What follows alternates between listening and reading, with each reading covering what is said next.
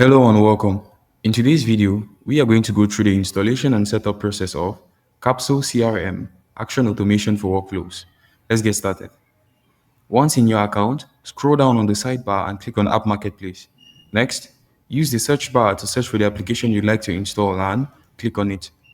Next, click Install and allow an install. From here, refresh your page.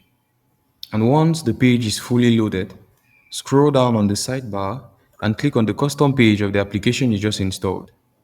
On this interface, we have a series of tabs. The first tab is the documentation tab, which contains information about the application. The next tab is the tutorials tab, which contains videos and smart cues that will help you get the necessary credentials when trying to set up the application. The setup tab, where we set up the application. And to set up the application, start by clicking on Start Setup. Next, fill in your email address and click Complete Setup.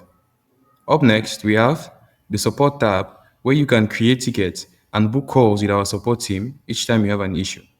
And finally is the Changelog tab, which keeps you updated on any changes that have been made in the application. You can also receive notifications each time a change is made by toggling this on, filling in your email address, and clicking on Subscribe. Thank you so much for watching this video. Don't forget to share and subscribe for more content. See you in the next video.